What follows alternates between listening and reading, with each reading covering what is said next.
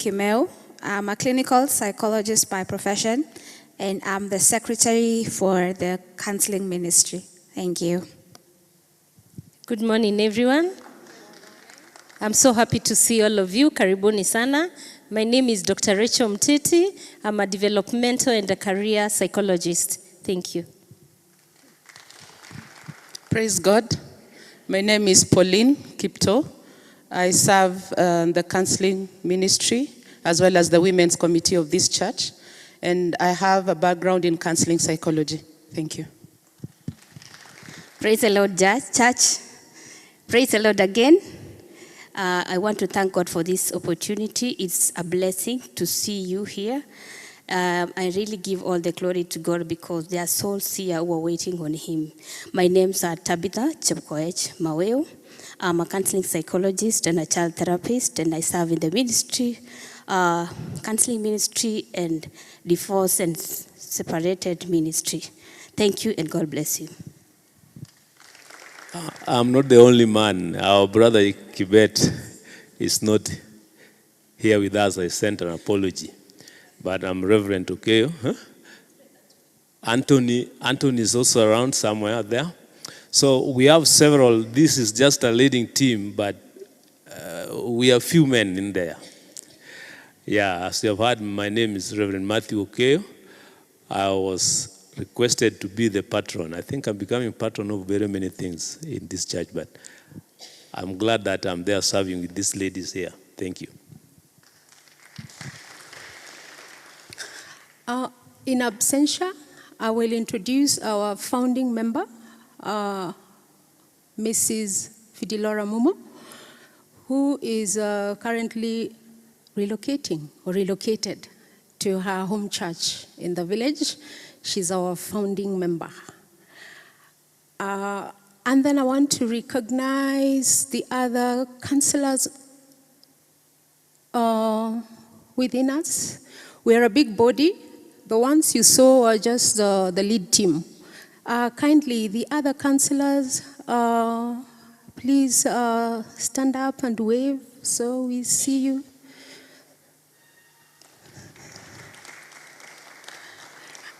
We are not so many. I would quickly, that is Helen Waria. Another one there. If you're on your feet, I will know your name. Dr. Pauline Liru, she just joined very recently.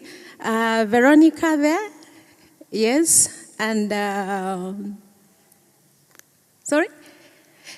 Leah, yes. And there are others also. There is Dr. Koki, who is still on her way.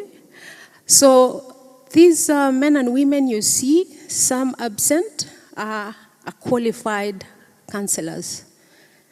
So feel welcome to see us when you need to. Okay, I will go on to give a very brief history of this ministry. The counseling ministry at AIC Milimani began in an ad hoc manner. It was just based on emerging needs and issues back then in 2014, and even beyond. It earlier on, and traditionally speaking, the ministry met the needs of the members within the ministries. For example, in the women ministry, if you have needs in there, you will find help within the team. And the pastoral team also assisted quite a lot. They continue to be a supportive backup, and members indeed see them directly when they need to. But when we met in now 2019, mid-2019, a small group met and began to formalize the ministry. And we agreed to chart out the ministry under some principles. For example, the purpose for the ministry, the team agreed, would be to offer professional counseling support to members of the church, their families, and surrounding community, and friends of AIC. We even charted a mission statement that the ministry should act as a change agent to bring hope, to bring healing through talk therapy, using principles of scripture, and to help members navigate the everyday challenges of life. We even had a vision. We have a vision for this ministry, which is to restore towards wholeness by applying biblical principles. Now to Mrs. Momo again. For a long time, before the team that has now constituted was developed, she was what you could term as the face of counseling ministry in AIC Milimani. She was the to-go-to person. The pastors sent members to her.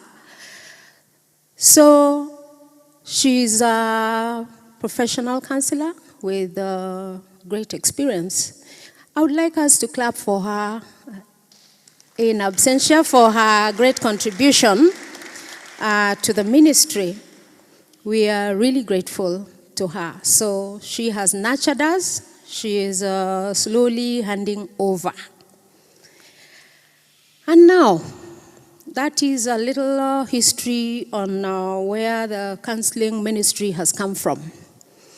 I want to share a little song.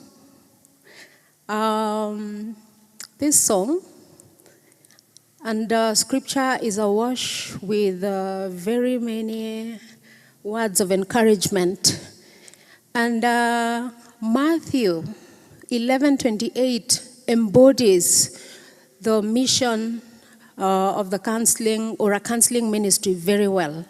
The one that says, "Come to me, all of you who labor, who are weary, who are carrying heavy burdens, and I will give you rest." That's Matthew 11:28. Oh, I don't have a band to support me. You will support me. Give me a second to get my key.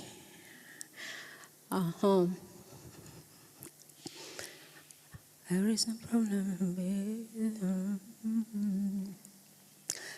It's a familiar song that goes, "There is no problem that is too big that God cannot solve." It's familiar. There is no problem too big, God cannot solve it. And there is no mountain too tall, He cannot move it. And there is no storm too dark, God cannot calm it. And there is no sorrow too deep, He cannot soothe it. He who carried the weight of the world upon His shoulders, I know, my brother, that He will carry you. If He carried the weight of the world upon His shoulders, I know, my sister, that He will carry you.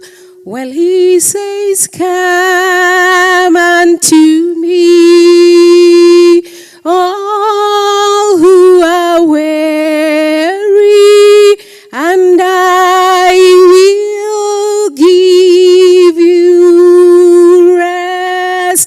He says, "Come unto me, all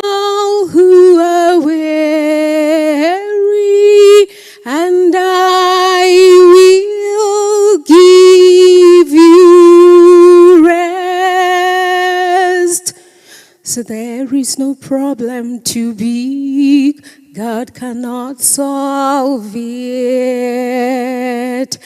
There is no mountain too tall, He cannot move it. There is no storm too dark, God cannot calm it. And there is no sorrow too deep, He cannot soothe it. He who carried the weight of the world upon His shoulders. I know my brother that He will carry you. If He carried the weight of the world upon His shoulders, I know my sister that He will carry you. I know my brother, my sister, He'll carry you. Amen.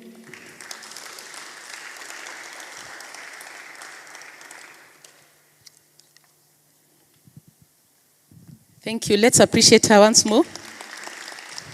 AIC Milimani got talent, right?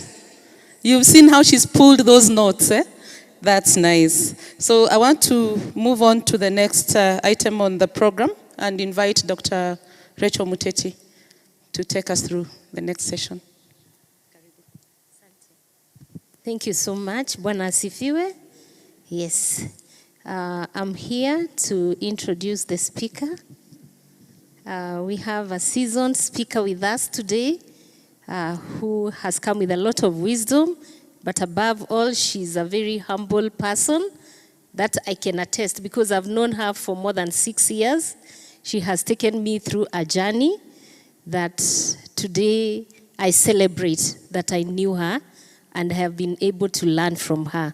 She's called Professor Nice. She's called Professor Niseta, but we call her Nice because she's really nice. And if you interact more with her, you will know. Professor Niseta, she's married and she has 2 children. She's an associate pastor with Spirit of Life Church. She's a mentor to many, and she's also a head of counseling psychology department at AIU, and she has come so that we may learn from her. Kindly, may you all stand up and put our hands together to invite her.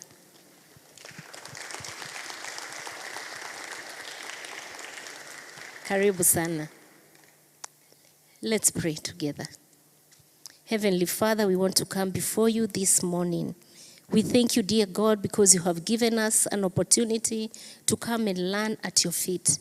And Lord, we want to thank you for bringing us Professor Niseta to us, oh God. That Lord, as she shares with us the wisdom that you have given us, oh dear Lord, that God is going to be a time for healing, refreshment, oh dear God, encouragement, and Lord, above all, that you may be lifted in everything. May you, dear Lord, use her mightily, oh dear God, for your kingdom. In Jesus' name we do pray and believe. Amen. Amen.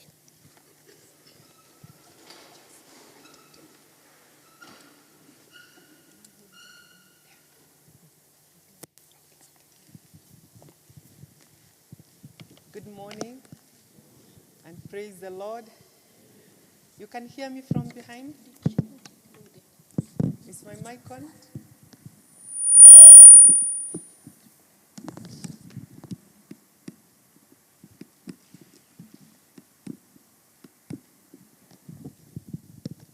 Praise Jesus. I think now you can hear me. Now, coming here after all our speakers, Pauline, Dr. Rachel, you may find my voice almost here and there. I will not be as orderly as those voices that were before me because I want us to relax, right? I've seen, because we are not in a church service, I'll be able to interact and mingle with you. So I'm happy to be here, and I'm glad that we are here talking about mental health. And I'm so glad that the church is embracing wellness of the mind. What do you understand when we hear mental health?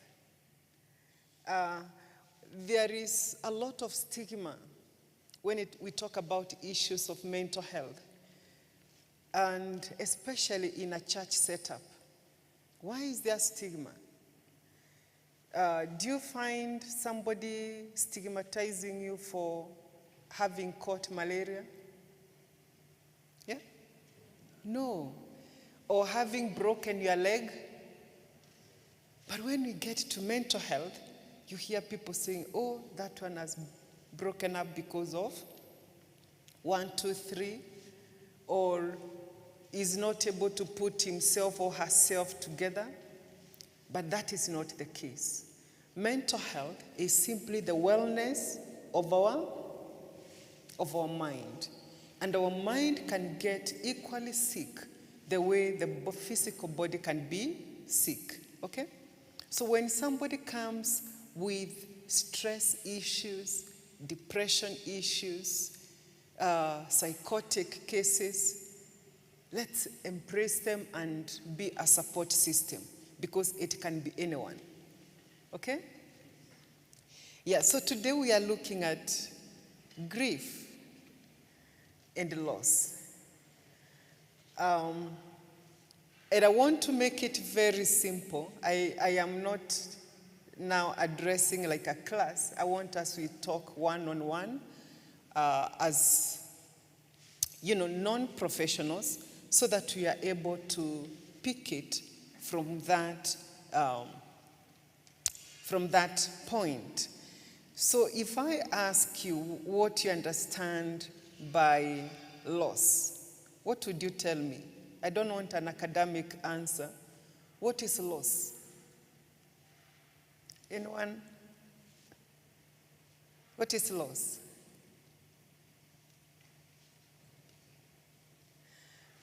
Oh, maybe you are looking for an academic definition. But as a country, we are going through loss. We have lost a lot of property, facilities, through the floods that we've just experienced. Is that true? Yeah. Or you think loss is only in death? Is that where we were? And that is what I wanted to demystify. When we talk about loss, it is not only in death. However, that is where we'll be basing our talk today. But loss is a universal experience, an unavoidable part of being human. Unavoidable part of being human. Meaning, it is part of our journey as human beings, right? It is a process of our life. So, when we talk of a person experiencing loss, it is simply one of those areas that in our lives we can lose. And when we talk of loss, it can be loss of a loved one. You have lost a parent through death. You have lost maybe a brother, a sister, a spouse through death. So it can be loss through death. It can also be loss of life, or health. You have been well all through, but then you realize you need support of medication to manage your pressure or to manage your flow of blood, a number of issues in our lives. So you have lost health. It is a loss.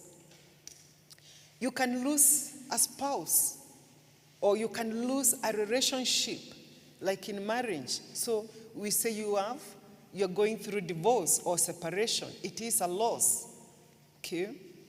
You can lose many things.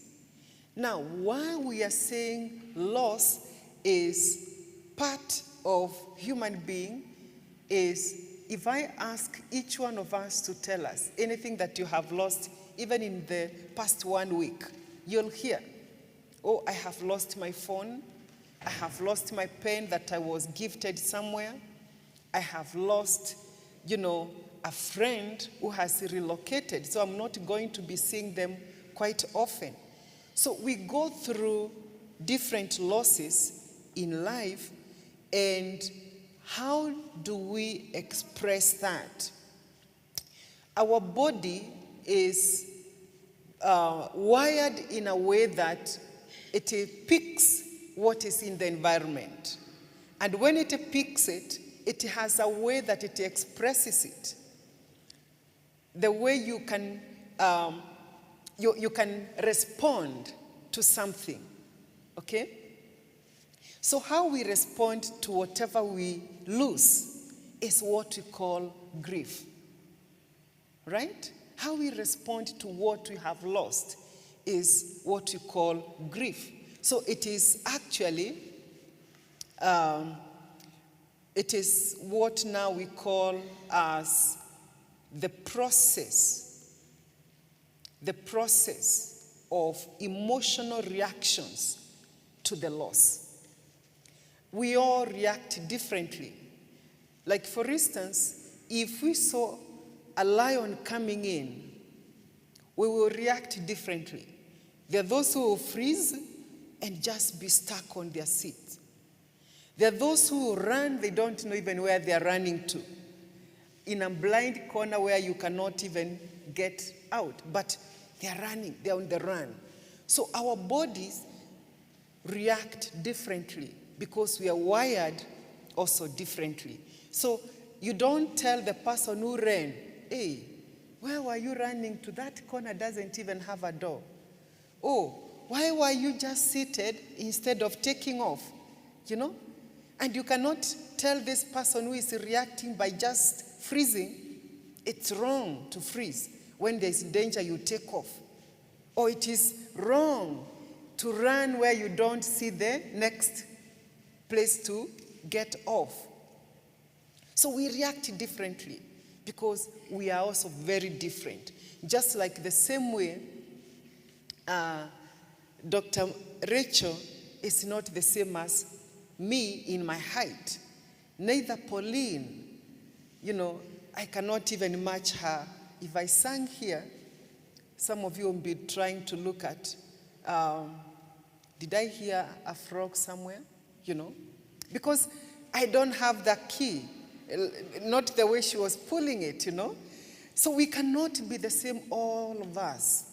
And the fact that we cannot be the same does not mean that this person is wrong and the other one is right.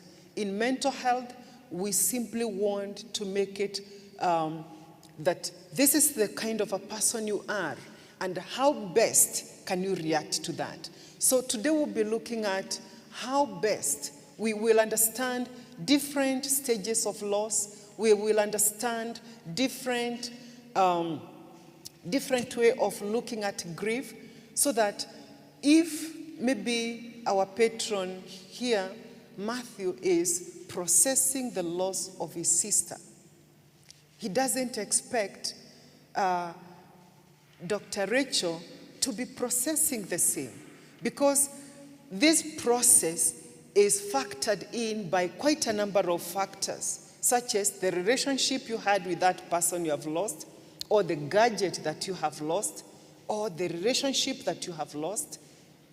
It depends also on you yourself, the understanding. What is this loss that I've gone through? What does it mean to me? The loss of a parent cannot be the same as the loss of a spouse. Neither can it be the same as the loss of a friend or even a sibling. So all those factors make us respond to the losses in a different way. And that is why we have different types of grief, which I'll take you through shortly. The different types of grief. And these different types of grief are simply because of the levels that I've just talked about, how you process that, and where you're also headed to. I may not explain all of them, but I'll try. We have one that we call abbreviated grief. Abbreviated grief, just like the name, abbreviation. What does abbreviation mean? Short form, isn't it? Short form. So short form response to a death of a friend or a loved one.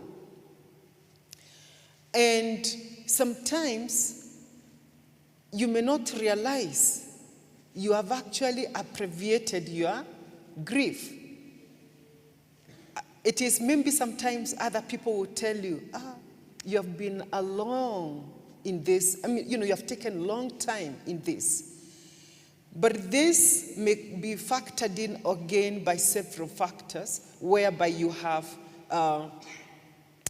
maybe you have walked with this friend in sickness. So they were sick for a long period of time, and you almost anticipated this is going to happen.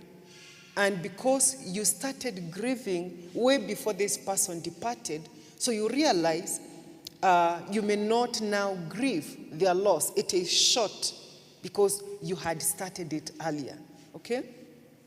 So in abbreviated grief, the experience of prolonged anticipatory grief or something immediately filling the space left by the loss. Like I told you, we react differently to losses. If I want to put it at the back of my mind, I may enroll in a course. So I am doing a course to simply put my mind off the focus of this loss of my loved one. But what you are simply doing is wearing a facade or a mask. You don't want to face the grief of a loved one, but you have put a short hold on the grief and focused on something else, just to keep your mind off. But no, you'll be there for a long time because you have squeezed it together. So when you squeeze it together, you have not dealt with it. So it means you will linger there for a while. Another type of grief is what we call absent grief. And this is where, or you may not acknowledge, or you may not accept the loss of this loved one. In other words, you are in denial. It didn't actually happen. Okay? Yeah, I'm not sick. I am going to pronounce I am whole. Okay, that is also manifestation of faith. But also in mental health, we encourage people to face the problem as it is, so that you're able to deal with it and move on. So absent grief is where you completely remain in denial. It didn't happen.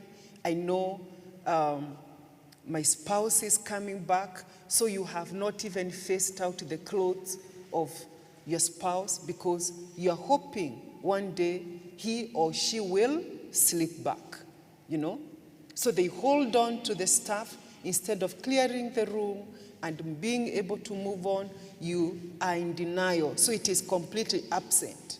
You come home expecting to see him or her, or you go home expecting to see your parent without realizing, they went. So it is absent. You are in denial, okay? Then we have another type of grief that we call anticipatory grief. And this is where, especially a caregiver, you have taken care of a sick person, or you have taken care of this person for a long period of time, and they happen to be there, but you can actually see they are not going to make it. So you start grieving while they're still alive. And this happens a lot, especially to the caregivers because they are always with this person. And this happens especially when it comes to terminal illness, because this will stretch for a long period of time. And of course, you watch this person's health worsen. You watch this person slowly lose it. But for you, you started grieving this loss way back. So, meaning it is not because the person has gone, but because you're anticipating that they are going, and you start feeling the loss reactions. You start feeling sad. They are not anymore healthy or around like you expected them to be. At the same time, you can also develop what we call chronic grief. Now, chronic grief is like just the name, the chronic, a sickness that is there, is lingering for quite some time. It becomes chronical. It's like treating a cold with a half dose. So it will be there for a long period of time, and before you know it, it becomes part of your livelihood. It becomes part of your life. So it becomes chronic. And we're saying that especially after the loss of a loved one, it is good to see a therapist, a professional, so that they can help you, move on. And if you think I'm strong and I'm going to pull through, you may realize you're not quite able to detach from those feelings. You think you are still strong, and without your knowledge, it becomes now part of your life. I wake up in the morning, I go visit, maybe the place where my parents would have loved to take their breakfast, or have, where my spouse would, do this or that. But for you, it is a reminder, but it is actually grieving the absence of your loved ones. And of course, this in most cases leads to depression and thoughts of self-harm, where you want to destroy yourself, or you want to harm yourself or others, because you have been there for a long time and you don't realize your mind slipping into depression. Depression is simply a state where you think inward. You start rejecting yourself. Why is, like maybe I say, if my father was here, my brothers would not be treating me the way they are treating me. So everything that, even if it is very genuine feedback to me from my brothers, I say, you are telling me this because my father is not here to defend me. So it becomes a very easy excuse. So you think inward instead of being able to be logical. Okay? That is depression. We have another type of grief that we call collective grief. And this is simply where the effects of the losses in a family or in a group or in a community are often preceded by an event or a natural disaster. Just like, for instance, what now we have just gone through. I know there are those communities that always are alert when it is a rainy season, because floods are regular in their area. Like I think I've heard about Mbudalangi. They are aware that anytime it is rainy season, we are alert. But this time, it caught everybody unawares. The least that was expected. You're safe home. I remember I was catching up with my parents at home, and they're telling me, you can't believe it, that we are also at risk. Water is almost getting to our house. And where is it coming from? From about 3 kilometers, marshy area. But it has piled, had gone over 3 kilometers. So everybody this time was touched by the floods. So we are collectively going through that as a nation. Even if you are not directly touched by the floods, maybe you have church members, you have brothers and sisters, wherever they live, they were affected and it required them maybe to move to a safer ground. So as a nation, we are going through what we are calling a collective grief. The losses, we are counting the losses. And this happens mainly, especially because of like I've said, natural disasters. Like we know areas that have also gone through major landslides, something that, is quite unheard of here. Then we have another type of grief that we call complicated grief. Complicated. And just like that name, it is where grief seems to deviate from what is expected. And of course, it may include what we have talked there before, like chronic or even delayed or absent. So it is complicated because it is a mix of other types of grief.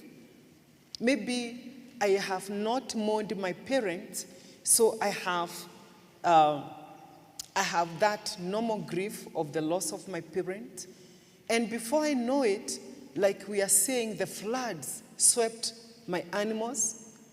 So I have to, to figure out, or I have to deal with the loss of my parent, and I have to think about the loss of my property, and possibly maybe because of that, the culture of Africans. Sometimes you have this friend, and because you have not touched base for some time, they may not be in the picture. So loss of a relationship, because you have relocated, so we are not meeting often. So when all these griefs put together, they make it very complicated. And those people around you may not even understand what you're going through, because you are neither there, you're neither here. They don't know how to behave around you, because you have a mix of all different types of grief, and you might not even be aware that it is actually a pile of unfinished business that you have. In counseling, we call it unfinished, because you did not finish this, you did not finish that. They are all piling, and they all will bring another complex that now will require more time to deal with, will require more professional, and will require more time and patience. This complicated is very close to cumulative grief, another type of grief, cumulated. Cumulative is simply like you have accumulated feelings. Remember we said grief is the response, okay? Grief is the response of the losses, how I respond to the losses. So maybe you have not dealt with the loss of your parents, and before you know it, maybe your relationship with your spouse or your friend has gone sour, so you are dealing with that loss. And before you know it, maybe you lose your job, or before you know it, you have lost something else that is very personal and close to you. So you have all of them, multiple griefs that are all to be dealt with. Another type of grief, I will allow you to ask questions later. Maybe I'm taking you first. If I am, you can signal me, I pause. But we will have time for questions and answers, and we can explore more. Another type of grief is delayed grief. Delayed grief may not occur immediately after the loss, and it is later. You postpone it without knowing. It is later when you realize, oh, I actually lost my spouse. Oh, I actually lost my marriage. Oh, I actually lost my parents. It is delayed. And because you do not take time, that's why it is very important as a human being, as a man, as a woman, take time away from the daily occurrences. Take time, process the loss you have just gone through. I know sometimes because of the nature of our culture, especially our men, and that's why we are encouraging men to be expressive of their emotions. You know, the African culture, it is almost taken as very bad or men for a man to cry in public. Is that so, Patron Matthews? Yeah, when a man cries in public, they are looked at as what? As weak. Okay, yeah. And it is wrong. They are human beings. They are processing that grief. And we are telling them, express yourself. It is okay to cry. If you are afraid of being seen crying, go to that closet. Go to your bedroom. Lock yourself in the toilet or in the bathroom. Cry. Cry and then wash your face, and now you can say, oh, I took a long shower. But it's okay, you know? Being expressive, it is okay. Don't be there for long. Express yourself. Put closure. And we have different ways of putting closure, depending on how you are socialized. We cannot deny that, we are social beings. And as a Kamba, you are told when you lose or when so-and-so dies, this is how you mourn. As a Luo, this is how you mourn. But because we are a collection of believers around your house during that time of loss, you may not actually process exactly what has happened. And that may delay grief. So even when you console with people who have gone through loss, allow them to grieve the way they know it, okay? Because that puts closure. That helps you to process the loss you have gone through, and it helps you to grieve, and you put closure to that, okay? And sometimes it may also be because of the excessive response to the present situation. I know, like, for instance, allow me to give this example. When, especially the loss of spouses, somebody can end up here because maybe your children expect you to be the strong one, so you will be strong one for your children, or you be the strong one for your siblings. But it is very okay. Take a step, be yourself, and grieve the loss that is actually happening at that particular time and be able to put closure, right? We also have another type of grief that is distorted grief. And this is simply the extreme form of complicated, okay? It is very important to understand, yes, we are different, but you can get overboard. Understand, why has this person become irritable all of a sudden? Why has this person become absent all of a sudden? Distorted. There are people who will mourn in different ways. Some will end up becoming very angry, always very guilty. Oh, it is my fault, it is my fault. Or sometimes even very hostile to people, very hostile. I may get into the house and I find this cup of tea that is where I was taking tea in the morning. Nobody removed it. And I'm all over the place. What were you doing all these hours? This cup is still there. You know, overreacting. Is there anything wrong in picking that cup and taking it to the kitchen? Is there anything wrong? No, there's nothing wrong with that. So let's not overdo it, being too hostile, and you don't know also what happened to this person that was there. Maybe they were unwell when you left.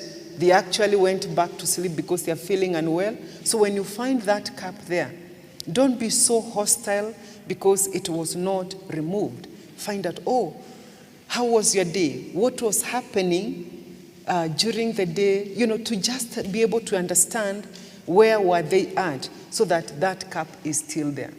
And even if it is there, just know that it is okay even for you to take it to the kitchen. It doesn't make you a lesser human being.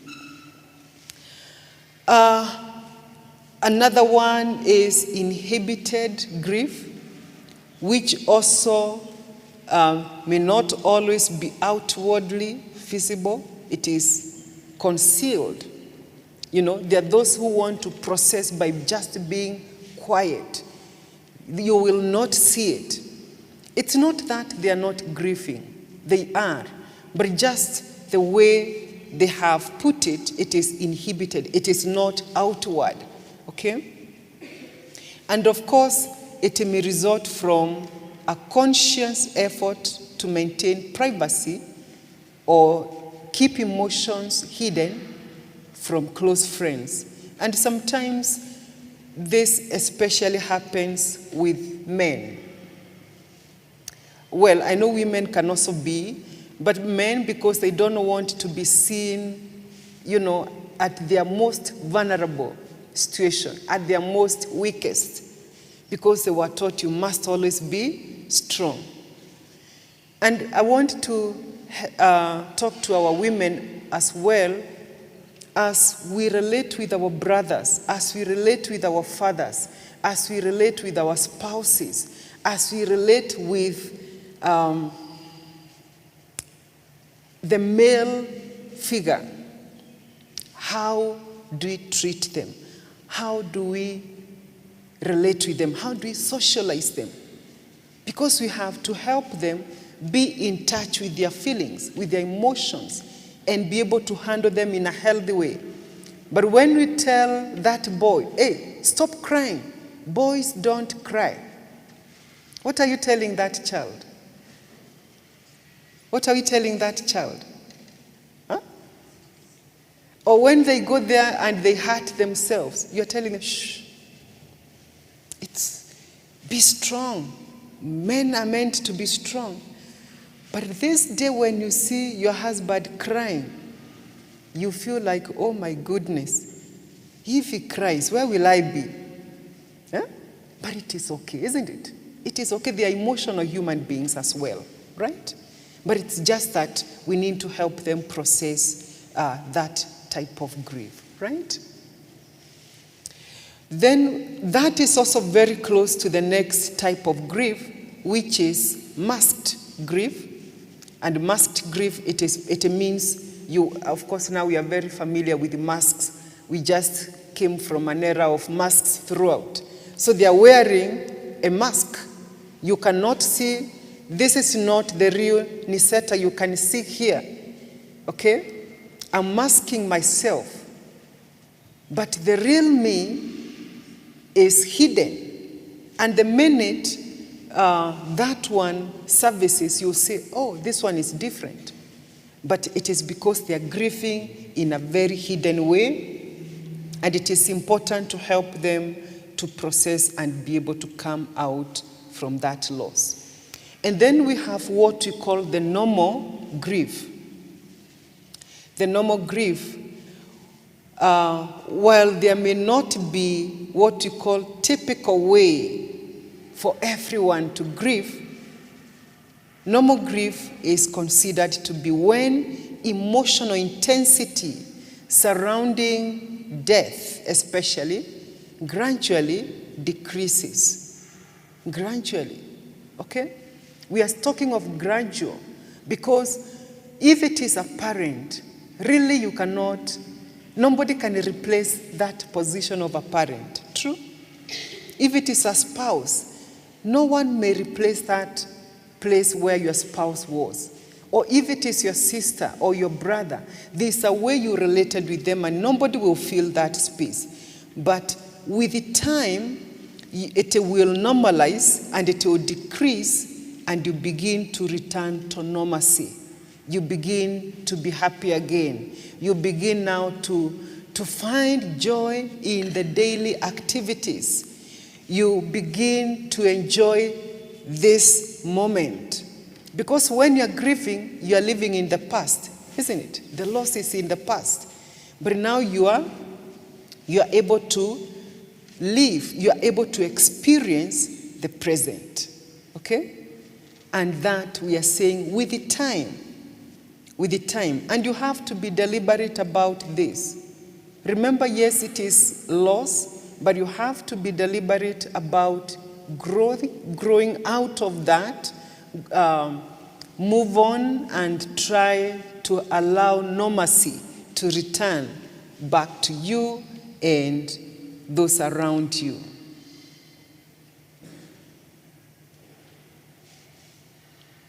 So how many types of grief would you remember?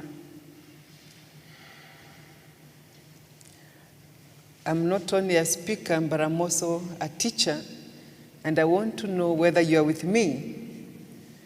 So just from, you can shout. Let me hear one from this side. No more. You have decided the one that I've ended with is the one. Thank you. Another type of grief? Yes. Good. Complicated. Very good. Very good, students. And with that, I will ask your patron to take you for lunch after this. You're a good student. And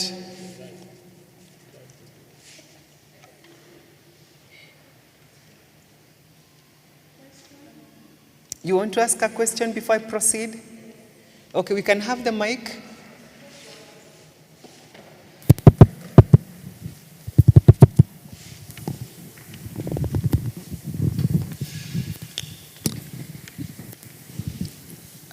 Excuse me. You didn't explain disenfranchised grief. Thank you. That is the problem of people alert in class. When you miss a point, and that is a very good sign. Just like the name franchise, I'm trying to go back there. Yeah, defranchised grief.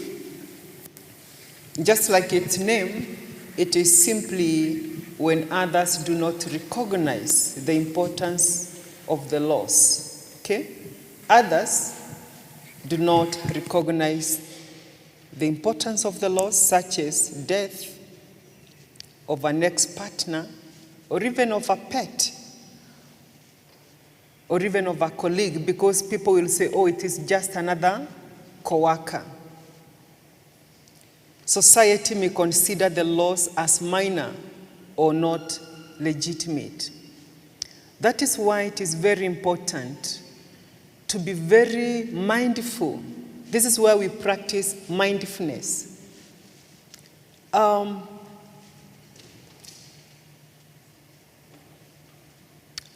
may not have the same relationship with the patron to the loss of maybe a member of that fellowship.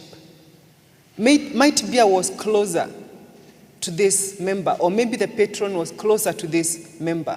So when I mourn, they may think, you're overdoing it. But remember the factors I talked about?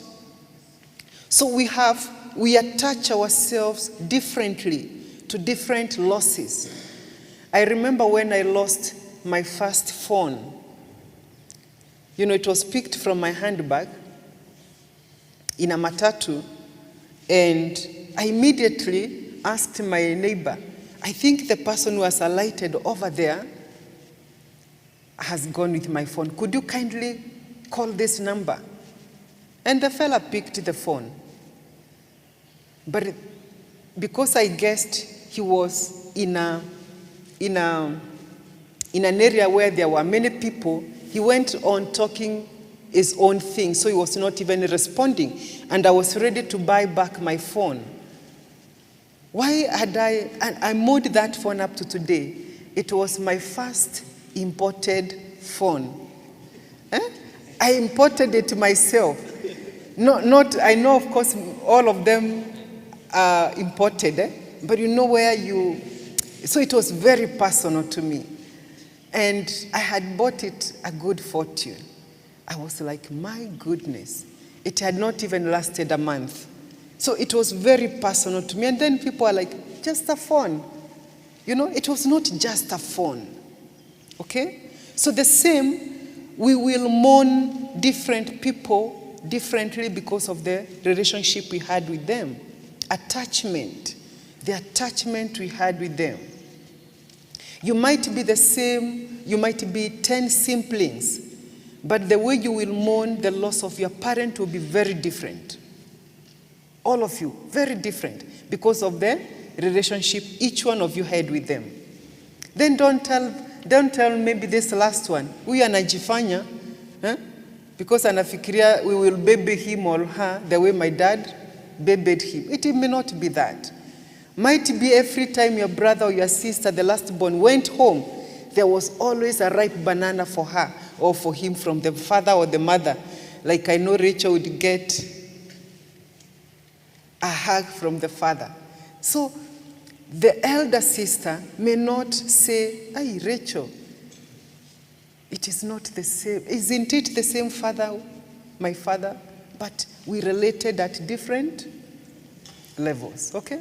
So you cannot judge another person from your own feelings or from your own state of mind.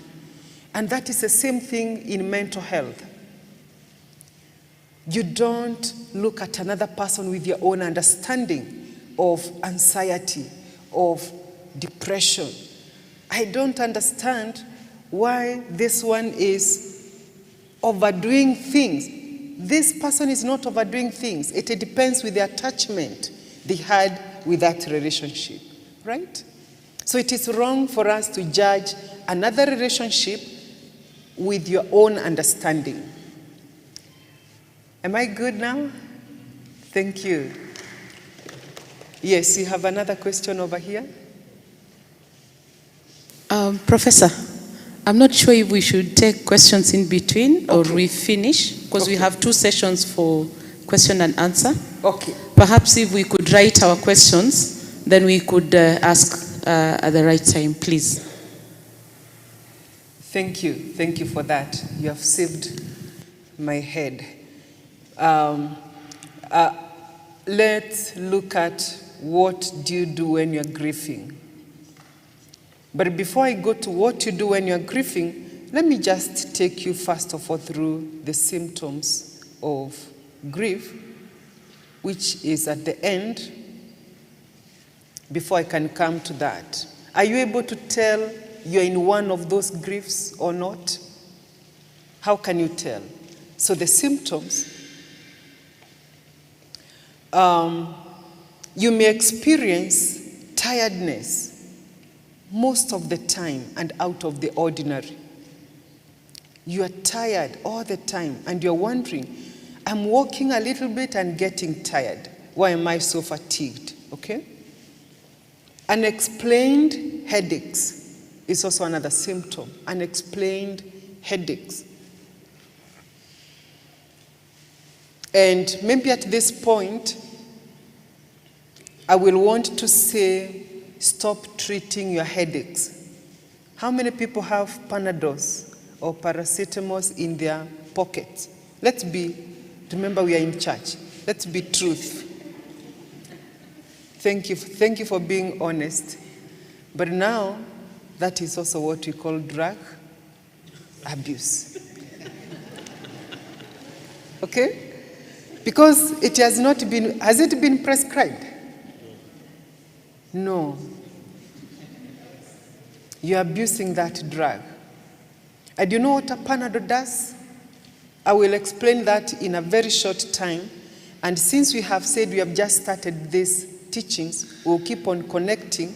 And in your body, our bodies have what we call cells that make us who we are. And we call them neurons. There are not a million, even over trillions of them in a small part. So in your body, there are so many of them. Between one neuron and the other one, there is a space that we call synapses, okay? Between this neuron and the next one, this is where information is passed on from one part of the body all the way to the other. And then feedback from the brain is given back again to this part. So that area where two neurons meet, so that this neuron can receive message from this other one, there is that gap, which we call synapses, okay? So this neuron will release a chemical that we call neurotransmitter to transmit the information from this part to this other one, right? And then this other neuron will release a chemical that we call receptor to receive that information. So when you take a painkiller, it kills that communication, okay? So the headache has actually not gone, but the information being taken to the mind so that you can feel the pain has just been killed, but the headache is there. So what will happen? When that chemical that you have released in the name of painkiller has stopped, that's when you start feeling the pain again. So you did not treat the problem. And that's why you find the symptoms are there for some time, because you did not tackle the main problem. So let's not take painkillers, go to the doctor and let them treat the real cause of that headache, right? Yes. Another symptom is nausea. You just feel like you want to puke from no reason. You're not sick, but that feeling just comes. Another symptom is restlessness. Restlessness. You cannot be still. You cannot feel at peace. You want to fix this, you want to fix that. At the end of the day, you have not done any of them. You are restless. You are restless. Another way is feeling upset in your stomach. You have not had anything that you can call food poisoning, but this pain. And I will also explain that pain also comes, especially if you have not forgiven somebody. There is heavy pain that comes, especially in your upper stomach. The heaviness. Very thick stomachache. If you have not forgiven, so also that is a symptom of unforgiveness. But you don't go telling everybody who has stomachache, hey, check, who have you not forgiven? It could be that prolonged grief, okay? Heart palpitations. Most of grief that has not been processed ends up with quick heartbeat. And what is the symptom of that? When your heart is beating heavily and quickly. Yeah? Pressure, isn't it? Yeah. So you may find now it is no longer grief. You're now dealing with blood pressure. Before you know it, it becomes something else complicated. That's why it is very important deal with one problem immediately. Another symptom is tightness Okay, I know she will remind me I did not speak about the other one. So it is having reduced or increased appetite. Remember I said we are wired very differently. There are people when they're stressed, they eat a lot. Others eat less. We all react to grief differently. So there are those people who may not eat, and others may eat a lot. So if you find lately you are accumulating weight that can shock you also, then know you have to deal with something, okay? Yes. Or if you realize you have too much appetite, less appetite, also know that you have to deal with something in your life.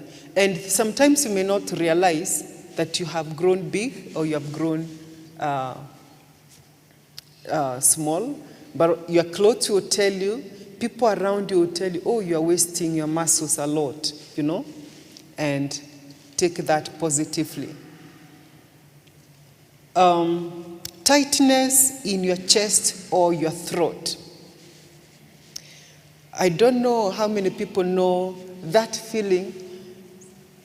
Kikuyus taught us to call it kewaru. You know that kewaru that is not swallowing? Huh? Have you felt that? Huh? You try to clear your voice, it is not going. And also feeling your chest congested, okay? Tightening. Sometimes you find, especially people who have gone through grief and they have not processed it, most of the time, they will end up in hospital saying, oh, I feel like I am catching pneumonia, you know, because I'm struggling, but it is the tightness of the chest. When the doctors check, they may realize, no, your chest is okay. Okay? Unexplained pain. So then you know there's something that you need to deal with. Having trouble sleeping or sleeping too much, unprocessed grief. You are grieving and you are slowly slipping into depression. Maybe you have lost your job. I saw this especially the time of what we call, it was golden what? Gold? Huh? Handshake. Yeah, the golden handshake, where many people went back home. Okay? Do you know there are people who are not able to process that? And they never told their families. And every day they would wake up, prepare, carry their handbag or their suit, and they go to town somewhere for several months until when there was no coin left, and that is the time they told their families, I've actually not been working for the last 3 months, you know? So because of that, they are not able even to process that, so they end up now shifting to sleep because they don't want to be seen out there. Others, they may not even find sleep. They are staying the whole day or the whole night awake. Others is behavioral changes. Maybe this person used to behave this way, and then all of a sudden they have changed their faces. It is the opposite. Sometimes children, I know I majored more in the adults, but children are many people that have been neglected in processing grief, because especially in the loss of adults, many people will come to console the owners of their home, and children are told, oh, just play there. Nobody thinks they mourn, they grieve, you know? So I wanted to mention that even as we talk about this, also understand children go through grief and they also need. And they are most affected also when it comes to behavioral change. They may not say it in their words, but they will explain or they will express it in the way they behave or react. There is that child who will say, I am not anymore going to listen to that teacher because that teacher looks like the person we lost, you know. I saw one child who would always hang on the teacher's desk. And then this lady became so mad with this boy, a boy of less than 10 years. Go sit. Why are you always here? But if this teacher took time to understand, why are you always here? And only for that child to say, do you know what, teacher, you look like my mom. And where is your mom? My mom died. And the teacher was very sorry. That was too harsh to this child. So sometimes it is good to understand why this behavior has just changed. Okay? Let's understand. Let's be kind to people. Let's go an extra mile and ask, Patron, you have been coming to church very early. So of late I've seen you come and just dash to the pulpit. I'm not saying you will do that, but what I'm saying, instead of accusing Patron for coming late, be close to him and ask him, I noticed the change in your behavior, what might be? And when we take care of each other, we'll be able to walk with one another, okay? Yeah. Grief can make it hard to concentrate or complete tasks. That is also a symptom. These projects that people have left hanging for some time, and maybe you think their money is lost or money is not there. They have money, but they have just lost interest. Okay? So when you have people with piled projects and unfinished, find out what is happening and help them go through the process of grief. Confusion. People are confused what to do. And sometimes they may reach out to you. I buy this one or that. Can you imagine it gets to that? They are confused. They can't make even the simplest decisions. Okay? Do I wear this jacket or that one? You know? So you find they may not make decisions very easily. Feeling as if you have lost sense of hope or direction. And this is what I called earlier depression. They are simply not in touch with the moment. So they have lost direction. So for them, it is just, let me just stay. After all, I know I might be also going soon. Difficult focusing on anything other than their loss. Obsession, we call it obsession. It is just that loss they are talking about. Anytime they meet even a stranger, how are you? I'm fine. Yeah, but these days people are really dying. It's not people that are dying. They are processing what? Their loss, okay? Yeah. Difficulty remembering or keeping track of their responsibilities, you know. It is okay to remind them. But you may find somebody who would wake up and take shower, they no longer even find it as part of their schedule. So loss of responsibility, it is another symptom. Emotional, getting emotional. The list is very long. I mean, these are just a few. There can be multitude of these symptoms. So let's look, what do you do when you're going through? You have now, okay, let me just say something before we go to what you can do. Remember when we talk about those signs of loss,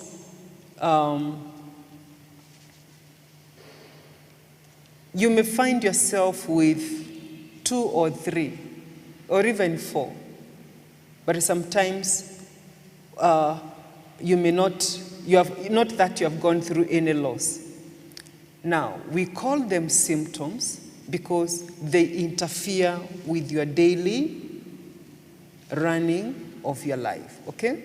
So when something interferes with the normal way of doing things, it is there for some time. That's when you can say, now this requires attention of a professional, okay? So don't miss sleep one day and you start reaching out to the counseling department and telling them, hey, I need to see somebody. And it is only one single day. So, but if it has been there for a long period of time, on and off, that is time to see someone. So what do you do, especially after the loss? What can you do? Now, there are different ways of processing that. And remember, there are many ways. These are just a few. There are many ways of processing that, what you can do. So it is very important to understand, how do I process the loss? How do I, how does my body react to this? So understanding your body. So to some people, they will sit and write a letter. Write a letter to that person who has gone. What is it that you'd like to put closure and tell them, okay? There are different ways of doing that. So write them a letter. And after you have written, then it is a way of bringing out those negative thoughts or the defeating thoughts. And after that, just burn that letter. If you're afraid that somebody might find it, then burn it, okay? Burn it. You may also have a journal. Write those feelings, how you experience. You know, as you journal, your thoughts are transiting, or they are getting to the writing. And because it is an energy, it is spent and spent well, okay? It may also help you to have symbols and objects. You know, ask the bereaved to bring photos so that you're able to. You can ask them to bring an album of the late spouse, late parent, late sister. So as you go through the photos, they are giving you their story, and they are able to express even their thoughts, and that way you help them to put closure and be able to process their immediate feelings and be able to say, yes, this one has gone, and I allow this person to go. Also, when you're going through loss, it is important to verbalize. I know we have, especially in the African culture, we have words that replace others. It's a bad omen to say, this one has died. So it is a nice way to say, oh, this one has passed on, or this one has left us, you know? It is very important to use what you call evocative language. Just tell them as it is, then they'll be able to process. Yeah, it is not just lefting the group. This one has actually died. And they are able to process and say, yeah, he has died. What does death mean? Separation completely, okay? Yeah. Sometimes you may ask them to draw, or you may draw both the act and the outcome of their feelings is expressed in drawing. And this is so especially for children. I remember one child who lost both of her parents.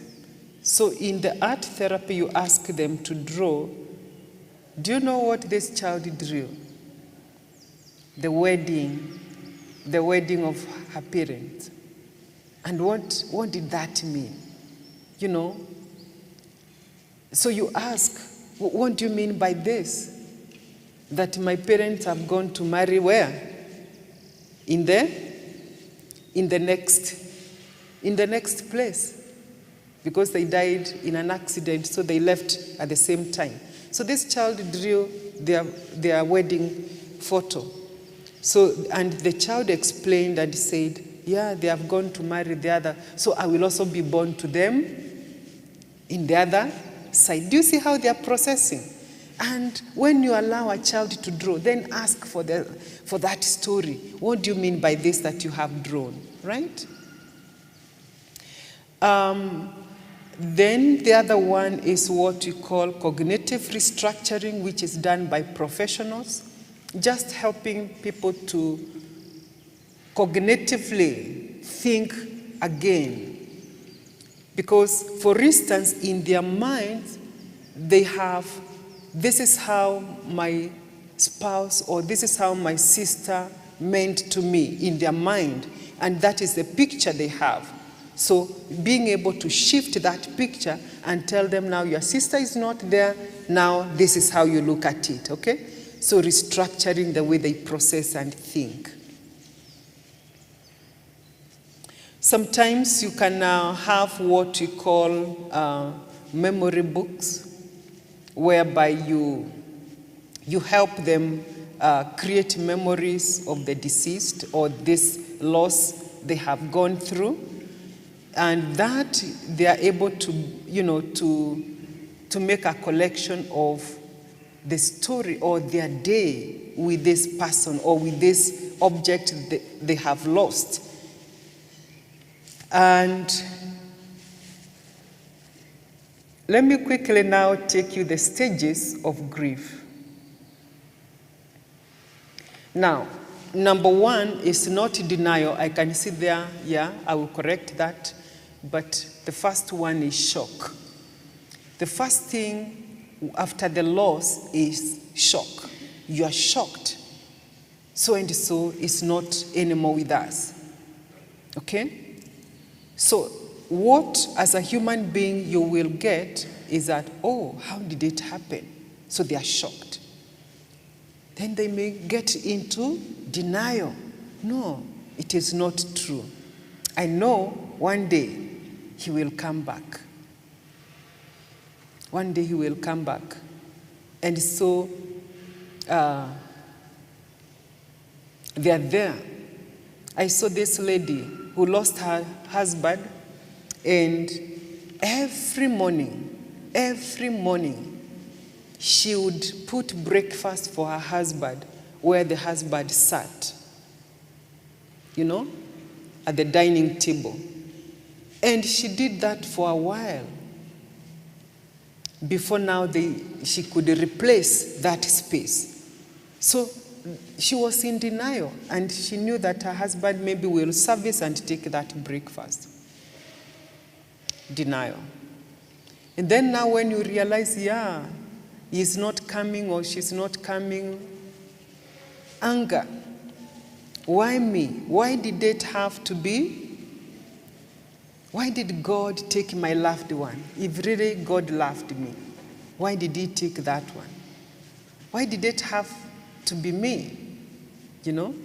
So you are now angry, and your anger might be towards somebody, maybe you happened to have been attached to that person, or towards God, or even towards yourself. Oh, maybe I never even took care of my dad the way I would have done, or my mother the way I would have done. So they are angry.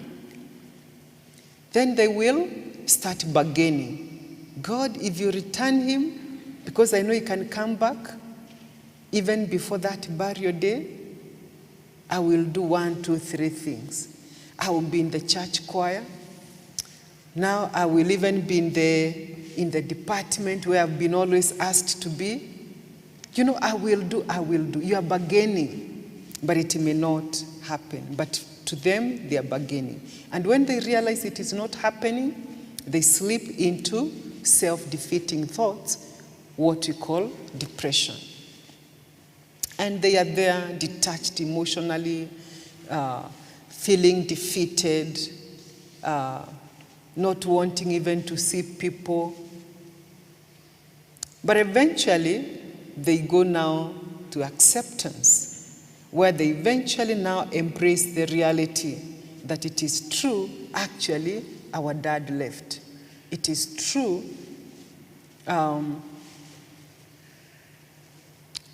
my friend is not coming back.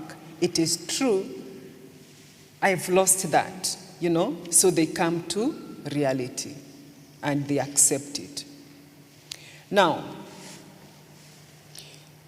in grief, you may not go through all these stages.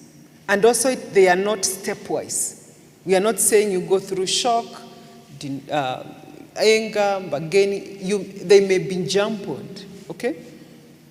We process it differently. For some people, they may start by bargaining. God, don't take my sick mother. Afadhali akae pale akiwa kiwete, at least I'll be seeing her. You know?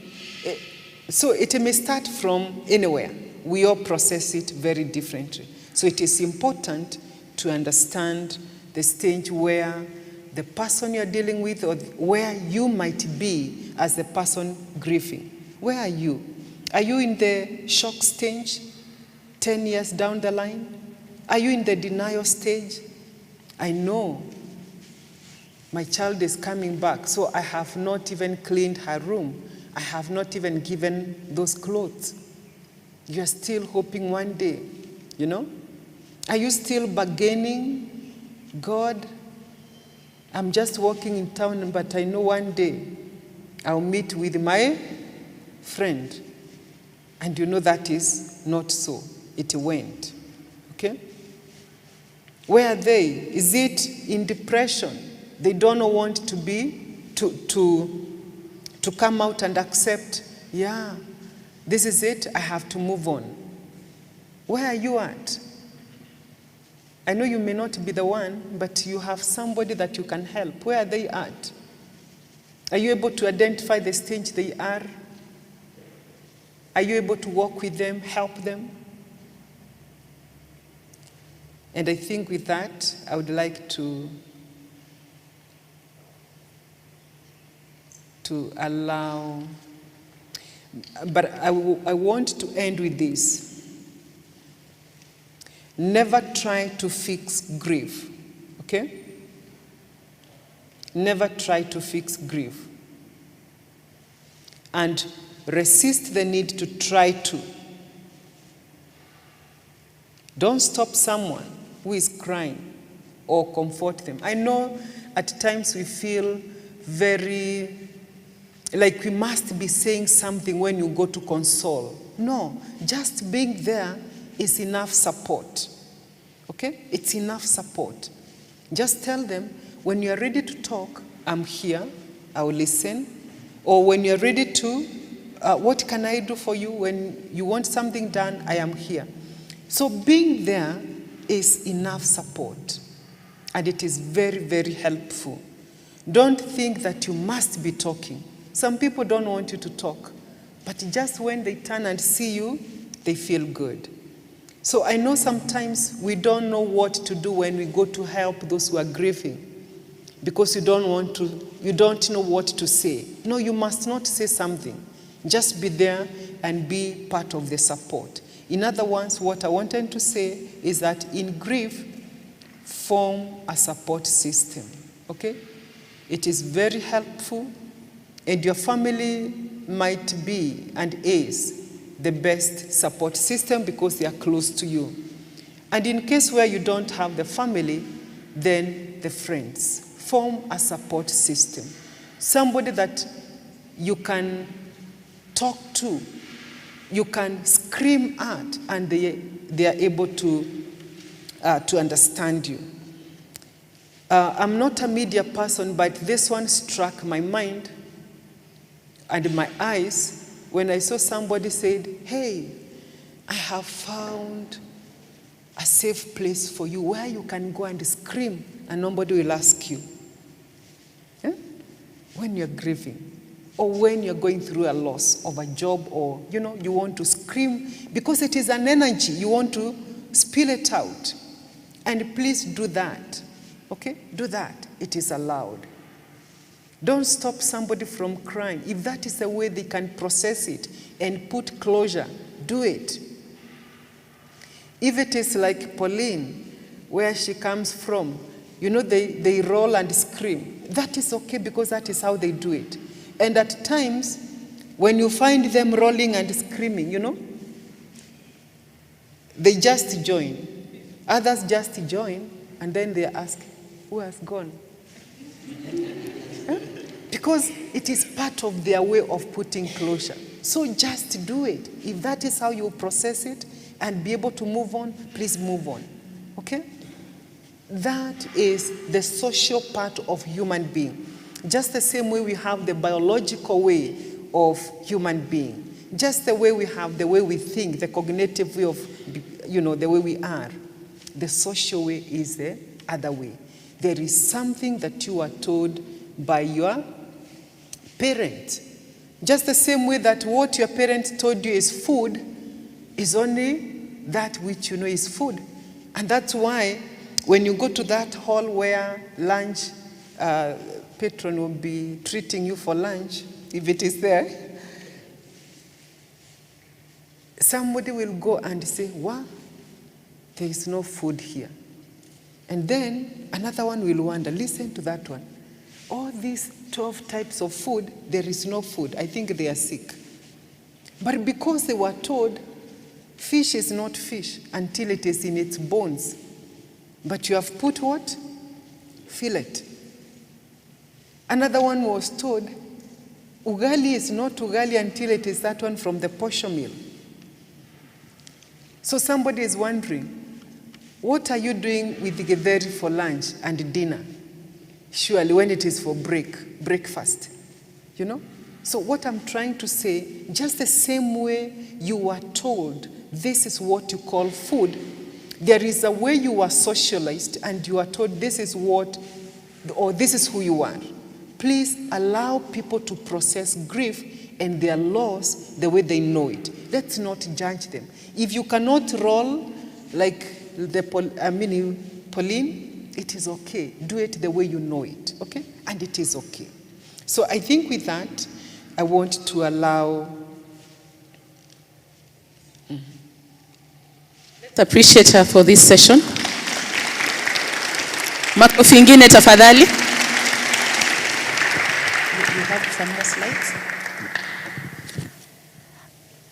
Now we want to go into questions. And as she says, by the way, it's very true. Luos and Luyas, we mourn. We mourn and mourn. By the time you're putting that soil in the grave, you're like, Nyenyewe, enda salama.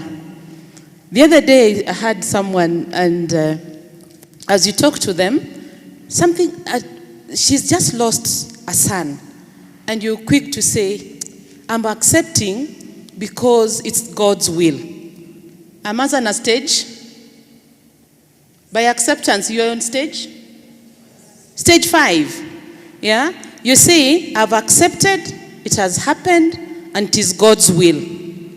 But after burial, this person now starts to process. That was my son. Did that really have to happen? So as she says, actually, it doesn't have to be that you're in shock and you follow the process of loss as it has been tabulated there. So we want to take questions. My co-MC, you have your mic. If you've not written down, that's still okay. We're going to give you an opportunity, but if you've written, you can give them to me so that we give to our speaker. You can take 2, 3. Tabi, we have a question there.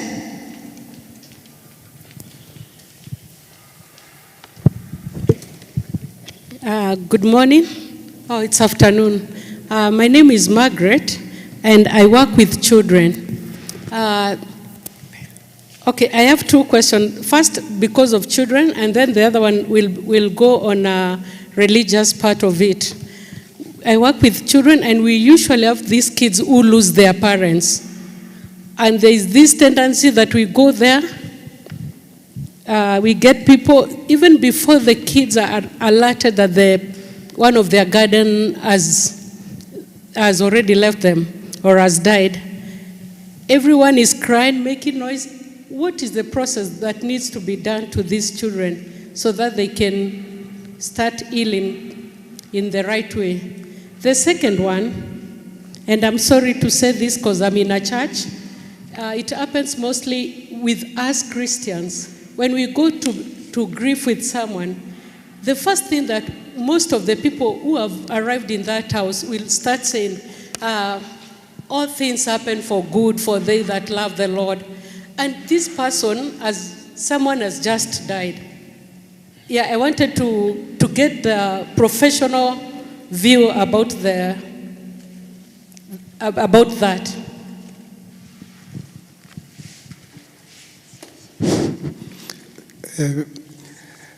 My question is, from the presentation, after being in retirement for almost 10 years, the other day I was totally confused by a very small girl. He looked at this small girl looked at me straight in the face and told me that my mom told me that my grandmother died. It was a surprise question because it's a small girl in I think grade 1 or 2. Then I told him that yes, and she went to heaven. And she told me no, she didn't. She was put in the grave. And I told her that yes, that was the body, but the spirit is in heaven. And she told me no, she was covered with soil and eaten by maggots. I got confused. So my question is, what could have been going through the mind of this baby girl? And how should I have responded? I haven't gotten a real way of how to do it. Thank you. Thank you. Let's get another question. Good afternoon. Okay, my question is about when there is loss in a family. I don't know whether you've encountered situations where a lot of conflict arises with the members of the family who are left alive. And it's largely because there's all these things that come up after that to do with whether they had a will, whether they had property, how it's to be shared. How is it best to navigate that situation? Because I found that it tends to bring up so much conflict. Is that normal? And how should it be handled? Thank you. One last question, then we can respond to those. So there is this situation where you find yourself, like you can hear the voice of your loved one you've lost. Like you can look back, see his image, and he's telling you all is well. Or sometimes you can sleep, and it's the same dream. You keep on hearing him saying all is well. The same dream, like maybe for a week you've been having the same dream. So how do you heal from that? First of all, thank you so much, Professor, for your informative and productive session on mental wellness. Mental health is not madness, as some of us believe. So my question is, I have a problem with the youth, the so-called Generation Z, because there is a disconnection and a gap between us and them. So what can we do to make the generation to understand to understand that grieving is normal?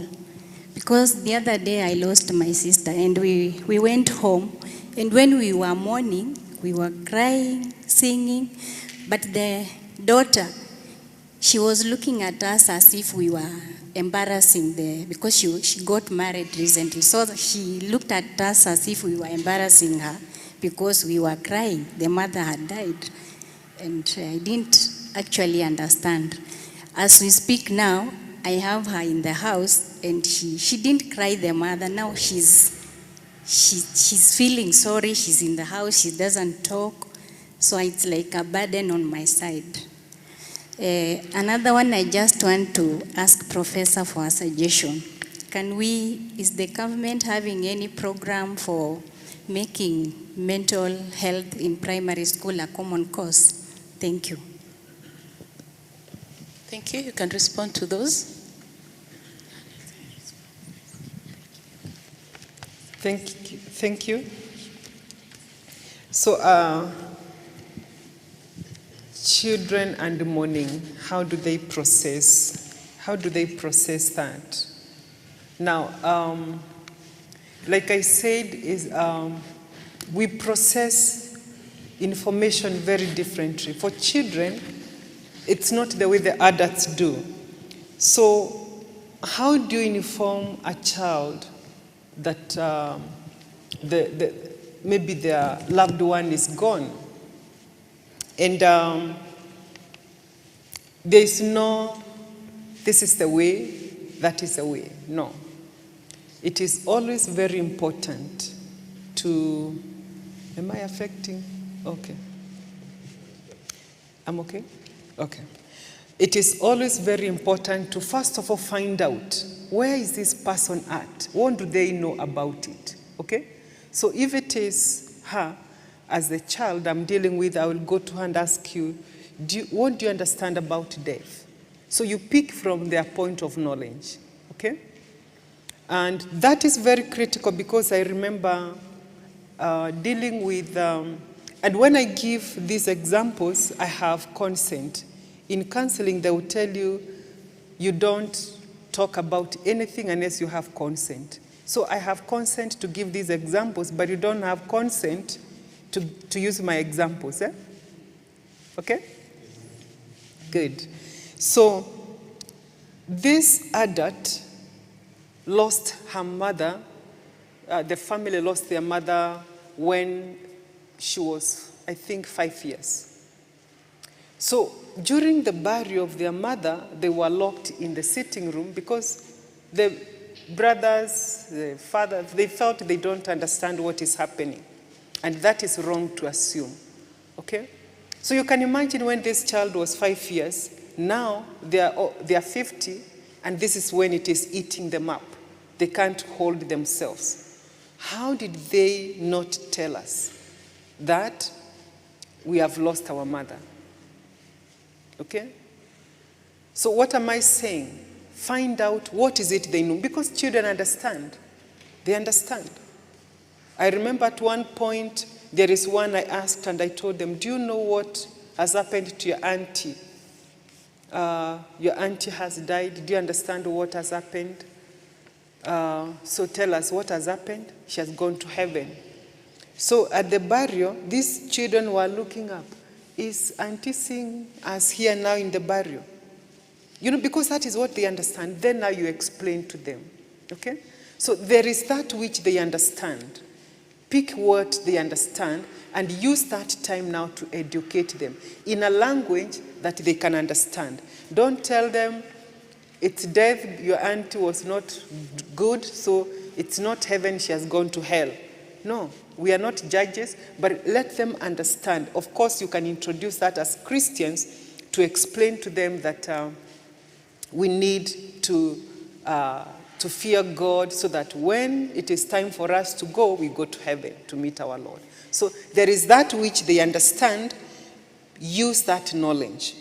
If they don't, make it a process. And possibly, if you're not capable, today we have psychologists or therapists who can break the news, prepare those children, educate them, and then now break the news. What I've just taken you through has happened to us, okay?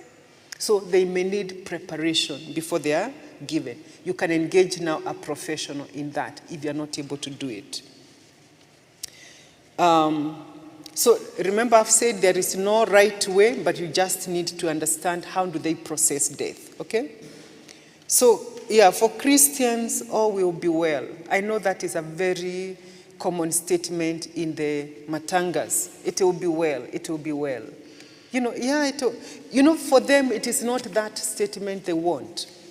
Just tell them, yeah, I may not understand how you are feeling, but it is sad you have lost your loved one, okay? Let them be in touch with the current feelings. Yes, it will be well because God will take care of them and we will pray for you to overcome. But for them, that time, that statement doesn't make sense, okay? Yeah. But I'm not saying we don't pray for them or we don't tell them.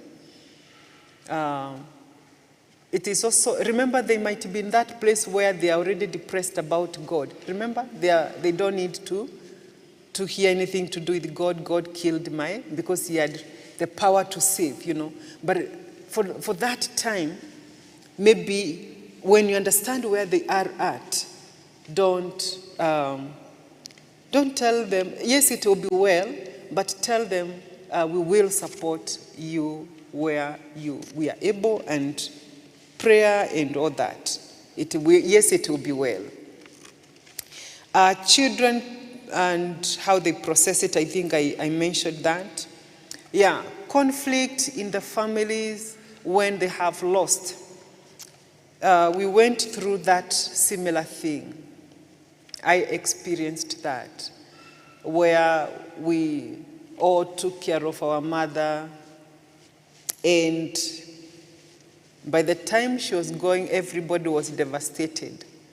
So that happens especially because everybody had an expectation. Nobody saw it coming, So people are devastated, and they are processing this loss in a different way. So it is important also to allow people to express themselves the way they feel it. But after that, it is also good to engage a professional, especially marriage and family therapist, to bring everybody. Now this is where we call family therapy, where they bring everybody together so that they are able to understand, oh, so you are not shouting at me, blaming me, I would have bought this medicine instead of that one. To understand that that is how I was processing the loss of our mom. Not that I was projecting my conflict towards you, not buying that medication. So it can be brought together in family therapy, where everybody now is made to understand how the other one is processing it, and then it can be blended until now they are able to process it. It is family, and let's pull together. Dreams has two ways of looking at it. Psychologically, you dream what probably your mind is processing through. And it is good to see a therapist so that you're able to process the emotions that are happening in your mind at that particular of dream, because it also means one is not getting very good sleep, okay? So you'll be helped. It is good to be helped. And remember, I'm saying professional help because I know there are sometimes people who knock themselves with sleeping pills, and before they know it, they are hooked. They cannot, now the body no longer generates that laxative hormones, so they are waiting for this hormone from outside to help them sleep. That's where you need professional help so that you don't give what you think you need. Youth generation Z and closing the gap. It is a fact. There is that gap between us and that generation, just as there was between us and the other one that was ahead of us. And it is also important to understand them, how they process what they are processing. Because, like I said, there are those who may not understand exactly that now it is the loss. Remember the steps of grief? Shock, denial, depression, bargaining, all that. We may not, they will still process it, but it is very important to understand where are they at so that you help them. It is sad to hear about your niece. It tells you then that time she did not process the loss of the mother. Okay? And I'm not saying that she has those psychotic conditions now, but it is good to work with a professional so that she can be helped. But now you can tell that is what we called what? Complicated grief. Yeah. Which may require now different, diverse way of dealing with it. Because could be she had also other losses which you may not be aware of. Yeah, yeah. And not just for her. This is, we find many people going through that.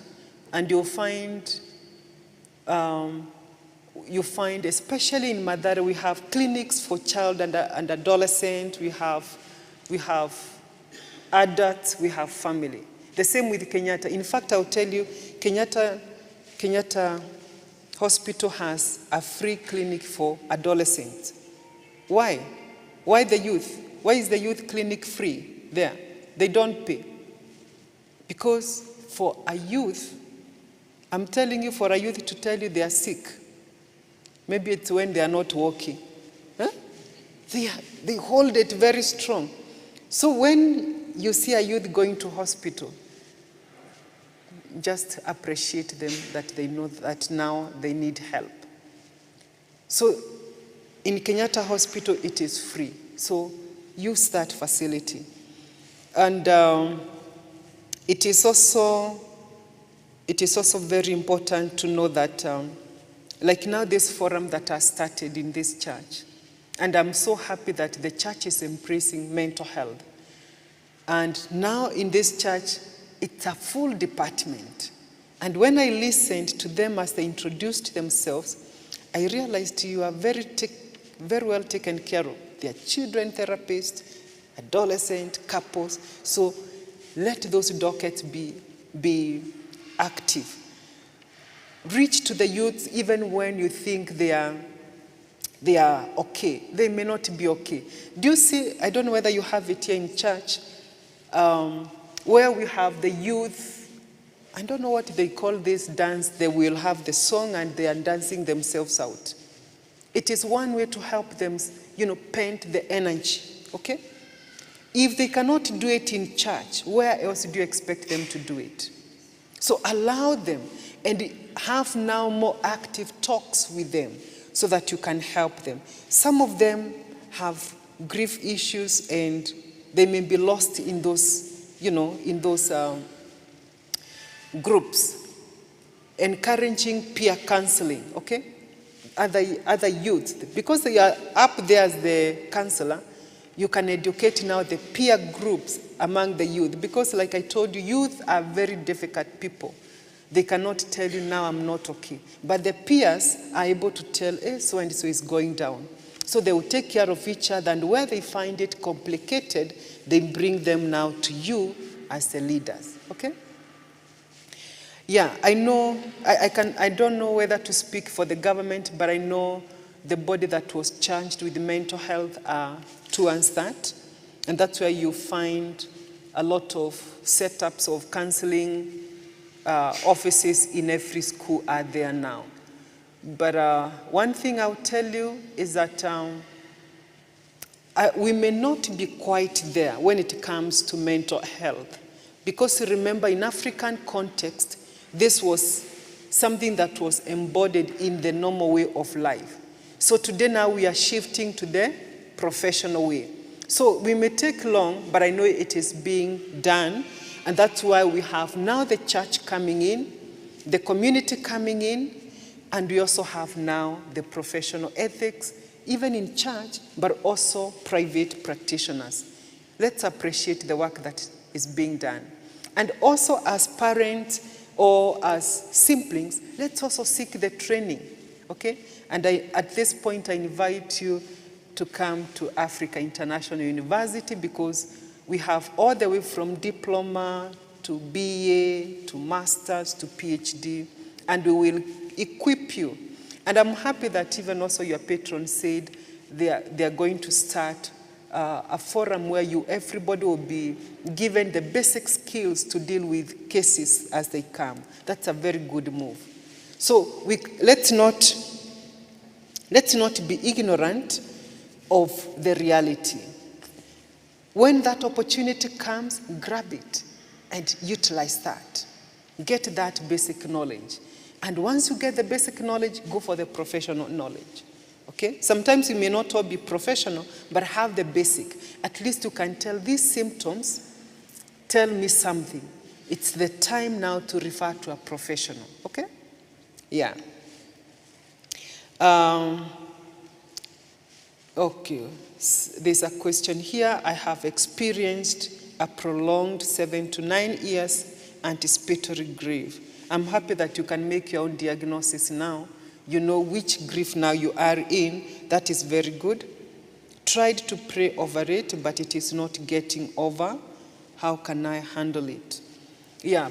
Actually, you remember in what to do? Do you remember where I said you can journal, you can write letters, you can do many things, okay? You can start a support system. Prayer is also there, okay? Praying. You can have yourself praying, you can have a group, support group praying together. But one thing I want to tell you, and I said it when I was doing the presentation, you can never overcome that gap left by the loved one. But you make a deliberate move to move on. Just tell yourself it happened, yes. I know it is difficult. Just know that you are not forgetting this loved one, whether it is a spouse or a family member, you're not forgetting them, no. But you're just accepting, yes, it happened. So I see delay in acceptance, and the minute you accept it happened, you'll be able to move on. Yeah. And I'll be available for anyone who may need my help. Yeah. Do you really even get over loss of a loved one? You may not get over it. Remember, there is nobody who will be in the place of your father. Nobody will be in the place of your mother. No one will be in the place of your spouse, or of your brother or sister, or your child. No one. But you just tell yourself, you know what? Yes, it is true, and I know it. Who can change? After all, who can change? Is it them that have gone, or them that have been left behind? Us who have been left behind. And say, I'm going to make it better. Just also ask yourself, if my spouse was here, what is it would they enjoy me doing for them? Do it. You know, that will help you to move on. Or what is it would they appreciate if they saw me doing it? Do it. And that will be one way to also get over it. Okay? Yeah. What is the best way to deal with the memory of loved one? Is it okay to cry afresh sometimes? Yeah, it is okay. It is okay to cry. And that is what I was saying. Remember, why we are empowering you is to accept yourself that moment when you are vulnerable. Accept it. Even for us, therapists, professionals, we have that moment when you are vulnerable. It is okay to cry. It is okay to even go to somebody where you can express yourself and say, enyewe, I have never dealt with this, and you'll be helped to move on, okay? So don't fear to be vulnerable. Accept it, cry, and also express it, okay? If you're afraid of expressing it openly, it is okay to have your confidant or somebody that, because I know all of us have somebody who can understand us. No matter how we say it, you know, they will understand us. So go to that person, okay? And I think I seem to have done all the questions unless there is any other. Did I leave out any? I think I picked everything. We can take a few more questions. Can you allow us, please?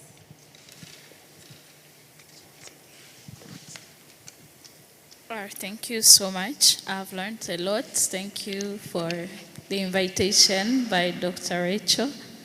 I'm so glad that I'm here. I needed to hear such teachings. So before I go to the question, I just want to share one experience. I've gone through like 3 losses that are very different. I had lost my dad, lost a classmate, and I also lost my own son, you know. So, and I've seen the way I reacted differently to all of them. Like, yeah, so I relate to so many things that you've just said here. The reason why I want to share one of them about my son, I would say it was premature death, you know. But when I got that child, I had already had a son who was 4 years. And even the day after I discovered that I was pregnant, I was sitting in the sitting room and he came to me. I had not said it to them, like there are 2 sons, and I didn't say it, to them. So he came and he asked, when are we going to have another baby? So I had to tell him, like I was expecting a child, but it was still a secret because it wasn't showing up. So he was with me throughout the process of pregnancy. Every time, is the child sick or need water? Every time he was involved in everything, and I could see how he was really ready to get a brother or a sister. So when we went on around 7 months there, it was a miscarriage that happened. And when I was in the hospital, knowing that the child is no more, and he could see and he knows that we are expecting a child, I was confused. So I don't know if it was a denial or something, but I was trying to see where I can get a child from so that I can be able to cover that. Because I couldn't imagine having a baby, 4 years old, going through like that, He's expecting a child and he's not there. I was still in the hospital and I was still struggling to live because I was like, how will I explain to this child that the child is not there? So when I went home, I just had to tell him that the child has gone to heaven. So that's the only thing I could say, because even me, I was still mourning the child. So, and make him understand